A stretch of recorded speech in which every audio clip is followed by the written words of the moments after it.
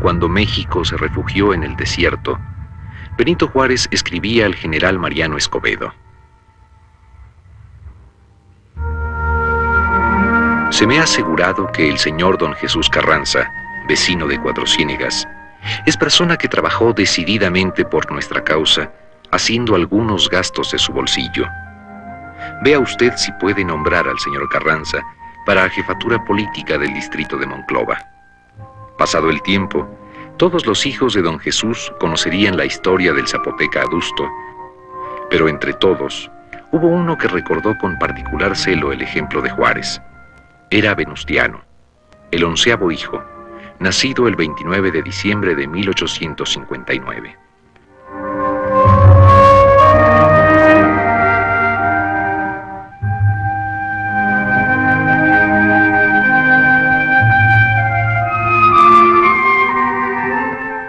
Se sabe poco de sus primeros años. Estudia en el Ateneo Fuente de Saltillo y en 1874 ingresa a la Preparatoria Nacional. Un delicado padecimiento de la vista trunca su proyecto de estudiar medicina. El joven Carranza opta por dedicarse a la agricultura y ganadería.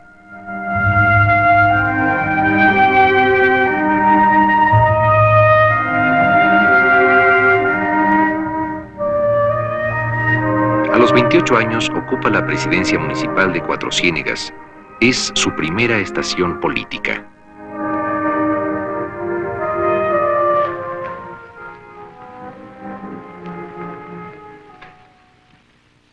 En 1893, 300 rancheros coahuilenses, entre ellos varios hermanos de Carranza, se alzan en armas contra la imposición electoral del gobernador Garza Galán. Venustiano visita a Porfirio Díaz y lo persuade sobre la bondad del movimiento. El presidente encomienda el conflicto al general Bernardo Reyes y los rebeldes logran su propósito. Por su parte, Venustiano logra algo más: la admiración por Bernardo Reyes.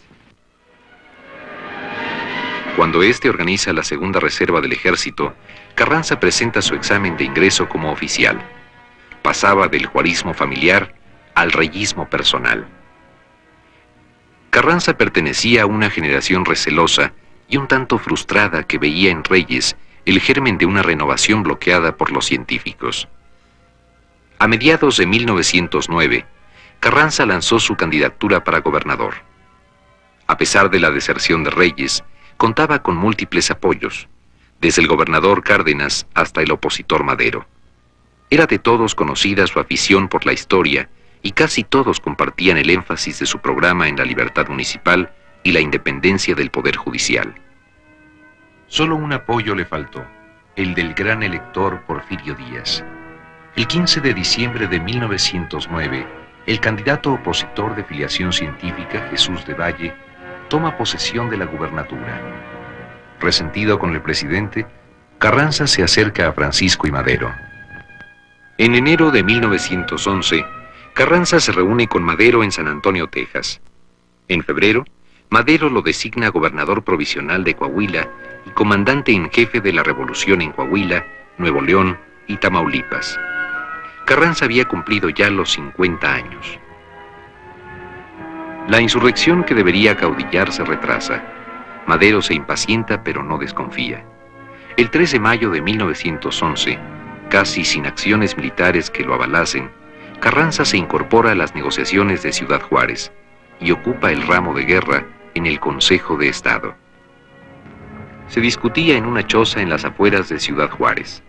Los delegados porfiristas regateaban la renuncia de Díaz y Corral. De pronto intervino Carranza. La revolución, señores, es de principios, no personalista. Las revoluciones, para triunfar de un modo definitivo, necesitan ser implacables. ¿Qué ganamos con la retirada de los señores Díaz y Corral? Quedarán sus amigos en el poder. Quedará el sistema corrompido que hoy combatimos. Revolución que tranza se suicida.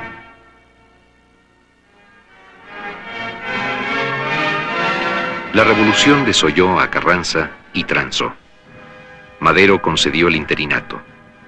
El 3 de junio de 1911, Carranza renuncia para contender por la gubernatura que Díaz le había negado y que la revolución maderista finalmente le reintegró.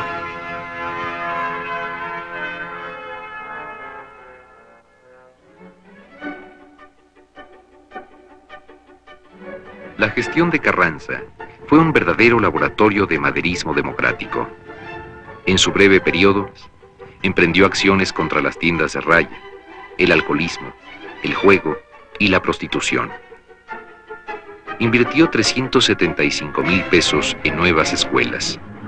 Desde entonces comprendió que los grandes intereses extranjeros requerían contrapesos legales de un nivel no municipal, ni siquiera regional, sino nacional.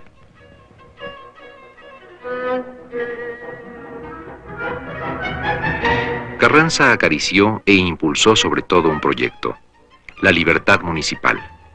Suprimió a los jefes políticos, abolió las prefecturas y concedió la más plena autonomía administrativa a los alcaldes electos. Pero Carranza no era un idealista.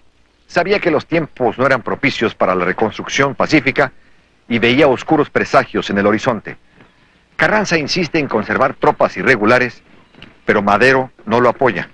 En septiembre de 1912, el distanciamiento entre ambos era público y notorio.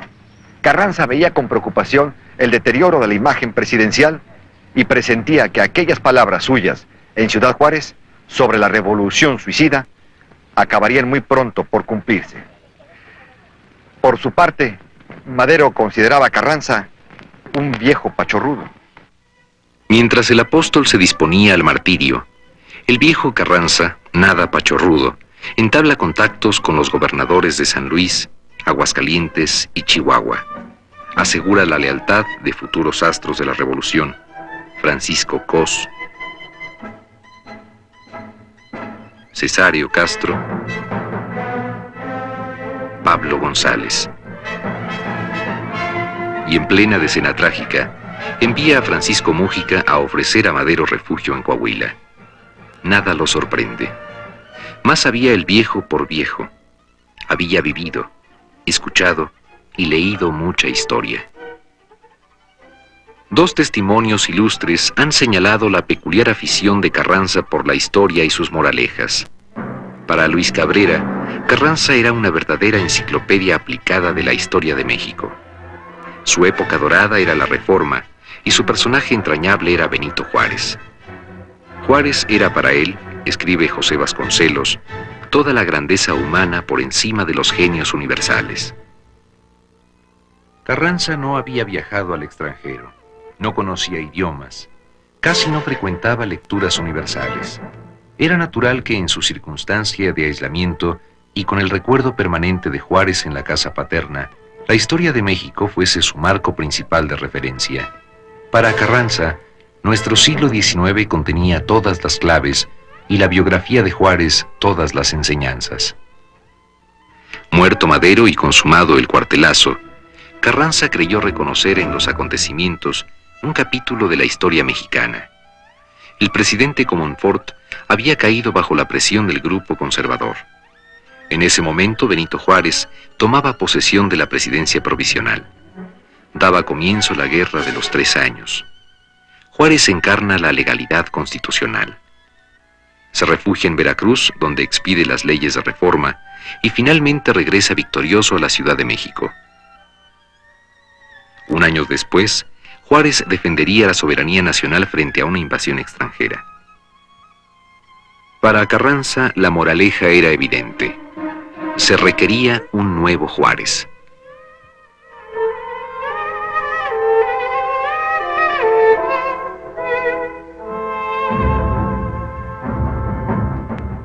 Todo tendría que servir al principio de autoridad.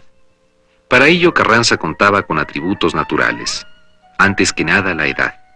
Era con mucho el hombre más viejo de una revolución que emprendían hombres a quienes llevaba de 20 a 30 años. Su estatura y porte lo ayudaban también. John Reed, al conocerlo, exageró calculándole 2 metros de estatura. Un tercer rasgo era la barba que Isidro Fabela, no sin cursilería, llamó barba florida, pero que al escéptico Martín Luis Guzmán le provocó un respeto instantáneo.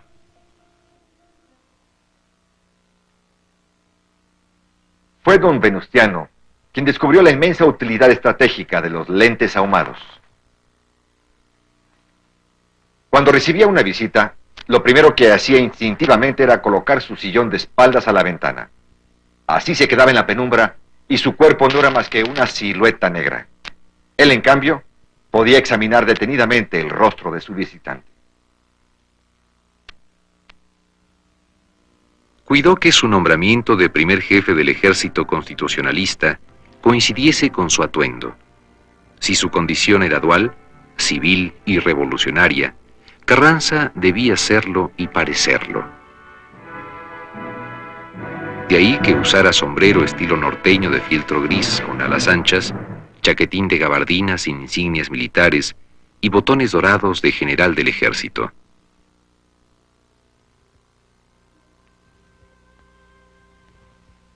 Otra forma suya característica era la lentitud que escondía también un cálculo dilatorio. A diferencia de Juárez o Díaz, Carranza no era un místico del poder, pero encarnaba legítimamente la autoridad.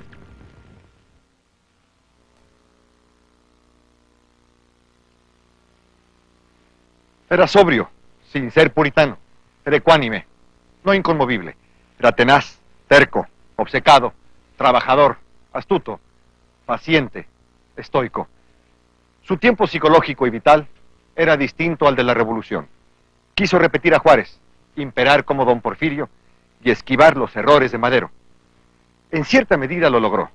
Nadie en nuestra historia vivió como Carranza el tránsito entre nuestro siglo XIX y XX.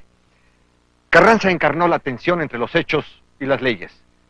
Nuevos y antiguos hechos. Nuevas y antiguas leyes.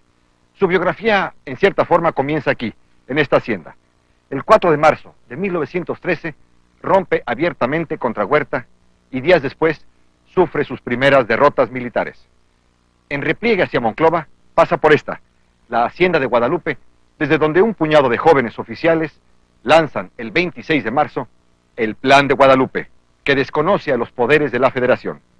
Los firmantes esperaban la inclusión de medidas sociales, pero Carranza busca emular a Juárez, no a Madero.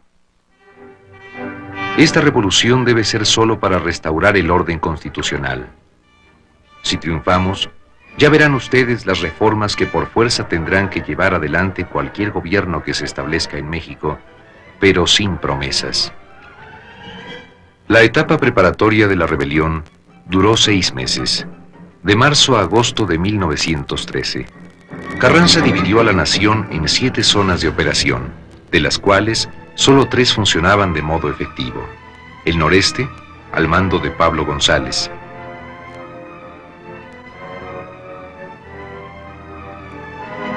El centro, con Pánfilo Natera.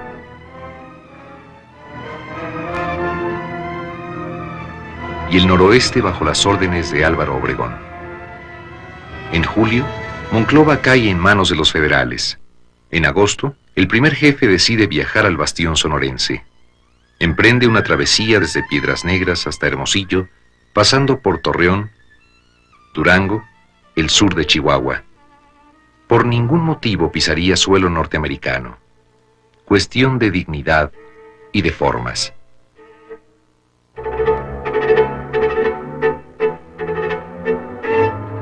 Al llegar a Hermosillo establece su gobierno.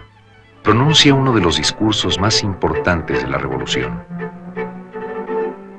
Sepa el pueblo de México que terminada la lucha armada, tendrá que principiar formidable y majestuosa la lucha social.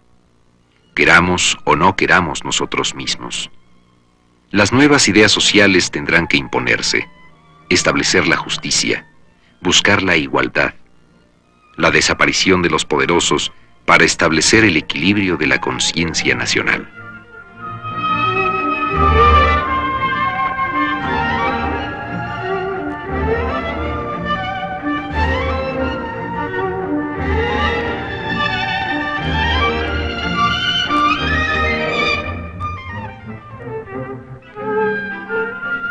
Carranza no era un revolucionario social. Solo así se entienden las palabras queramos o no queramos nosotros mismos. Pero con un sentido de la necesidad histórica, entreveía ya que la revolución es un movimiento que los hombres pueden encauzar, pero no cegar. Textualmente dijo, tendremos que removerlo todo, drenarlo y construirlo de nuevo. Crear una nueva constitución que nada ni nadie puede evitar su acción benéfica sobre las masas. Carranza permanece en Sonora hasta marzo de 1914. Allí se entera de las primeras victorias de Villa, González y Obregón. Sin salir nunca del territorio nacional, llega hasta Ciudad Juárez. Allí residiría hasta el triunfo en julio de 1914.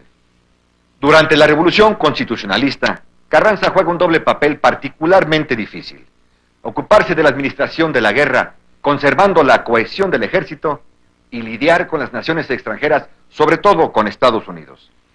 En el primer tablero, su contrincante principal fue una fiera, Francisco Villa. En el segundo, fue un moralista, Woodrow Wilson. Aunque en un principio sus relaciones fueron casi cordiales, Carranza y Villa nunca se entendieron. La autoridad que reclamaba para sí el primer jefe era incomprensible para el feroz guerrero. Los problemas causados por Villa a gobiernos extranjeros comenzaban a apilarse. A raíz del asesinato del hacendado inglés Benton por el villista Rodolfo Fierro, Carranza rechaza la intermediación norteamericana. Al primer representante oficioso de Wilson, Carranza lo hace esperar 10 días y lo recibe con fría formalidad. A los Estados Unidos les digo que el caso Benton no es de su incumbencia. Benton era súbdito británico.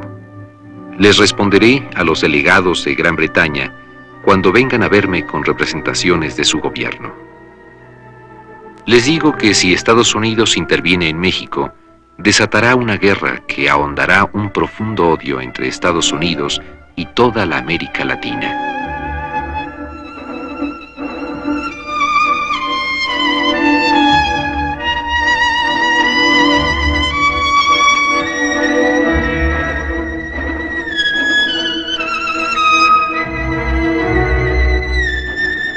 La intervención no se hizo esperar.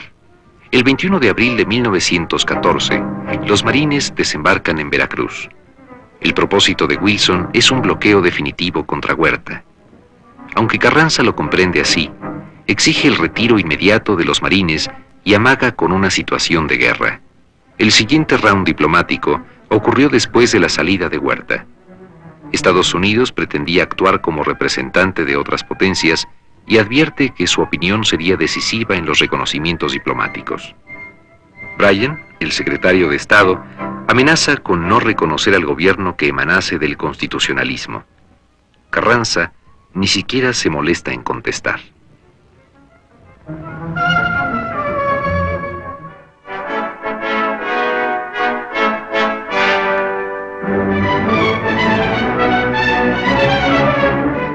El 20 de agosto de 1914, flanqueado por su Estado Mayor, el primer jefe entra a la capital. Debió sentirse Juárez después de Calpulalpan el 11 de enero de 1861.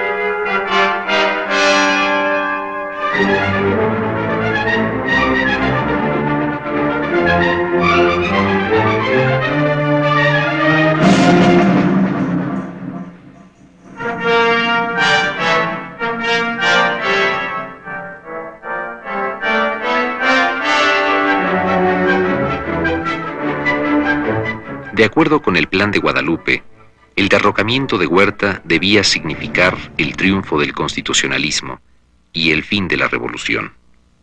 En realidad, fue solo el principio. Carranza era el primer jefe de la revolución, pero no el único. Dos caudillos populares se negaban a plegarse a su autoridad: Villa y Zapata.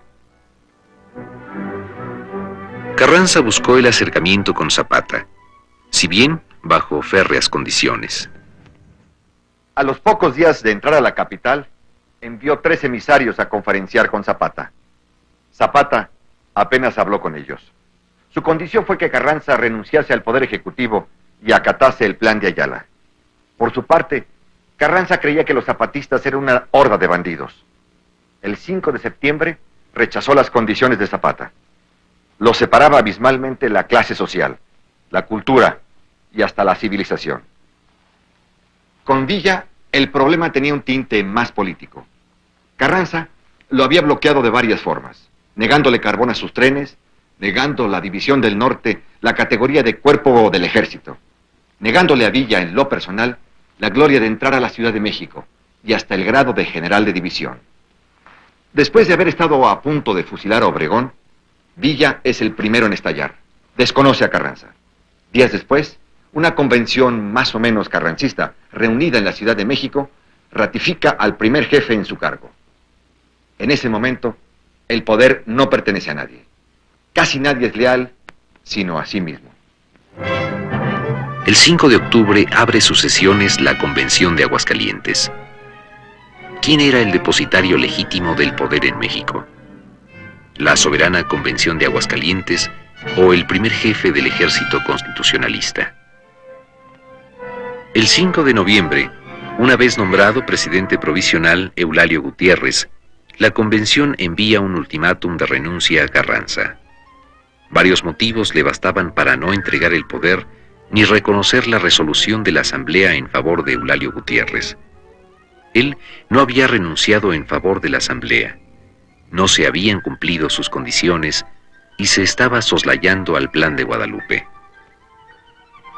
Carranza desconoció la supremacía de la convención y sus designios por razones de responsabilidad histórica. Temía que al hacerlo abriría el camino a la dictadura o a la anarquía. Financiaba su legitimidad con la futura constitución que había prometido desde su discurso en Hermosillo. Solo él, y no la Asamblea, podían causar totalmente la formidable y majestuosa lucha social. Este acto de afirmación del encargado del Poder Ejecutivo sobre la Asamblea Revolucionaria es un momento definitivo en la historia de México. Convencido como estaba de que él encarnaba los verdaderos intereses de la nación, se concebía a sí mismo como el principio del Estado en cierne y actuaba en consecuencia. En este sentido, cabe decir que el Estado que nace de la Revolución es en parte obra de Carranza. A su juicio, Juárez no había obrado de manera distinta.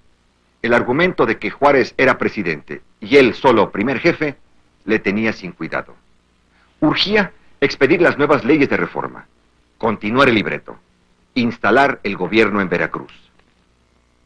Después de lograr el retiro incondicional de las fuerzas norteamericanas de ocupación a fines de noviembre de 1914, Carranza establece en efecto su gobierno en Veracruz. En abril de 1915, Obregón vence a Villa en el Bajío y Pablo González inicia la campaña final contra Zapata. En julio se rinde Francisco Lagos Cházaro, el último presidente de la convención. En octubre de 1915, Carranza inicia un larguísimo viaje triunfal por varias ciudades que duraría 6 meses. Pero en Veracruz, como Juárez, es donde dicta sus leyes de reforma. A fines de 1914, Carranza expidió sus adiciones al Plan de Guadalupe que lo facultarán para expedir todas las leyes para satisfacer las necesidades del país. Cuando a principios de 1915 exclama: "Hoy comienza la revolución social", se refería a una revolución social a través de las leyes. Desde la expedición de las primeras reformas a principios de 1913 hasta la jura de la nueva Constitución en Querétaro el 5 de febrero de 1917, Carranza libraría una batalla múltiple, tan compleja o más que la militar. La caja de Pandora se abrió en cuando menos 7 vetas profundas de la vida mexicana: el problema agrario, el problema obrero, la soberanía sobre los recursos naturales, la relación entre la Iglesia y el Estado, el problema educativo y la estructura política, y el papel del Estado en la economía. Indirecta y simbólicamente, la reforma agraria que se inicia con la ley del 6 de enero de 1915 es obra de Zapata. Por un tiempo, Carranza pensó que el problema de la tierra sería exagerado, pero poco a poco se convenció con las evidencias. En Veracruz, Luis Cabrera, lugarteniente intelectual de Carranza, da los últimos toques a una nueva ley agraria. La ley del 6 de enero concedía al ejido como reparación de una injusticia, no como un nuevo sistema de tenencia. Se trataba de restablecer el patrimonio territorial de pueblos despojados. Pero el mecanismo creado por la ley resultó limitativo, complicado y muy lento. Entre marzo y septiembre de 1916, expidió solo 3 rectificaciones definitivas, en Iztapalapa, Xalostoc y Xochimilco. Carranza y sus lugartenientes habían buscado atraer al campesinado con las ideas de la ley del 6 de enero. Con los obreros, la táctica fue más directa: establecer un pacto político. A pesar de su tradición anarco-sindicalista, el 17 de febrero de 1915, la Casa del Obrero Mundial firma aquí, en la ciudad de Veracruz, un pacto trascendental con el ejército constitucionalista.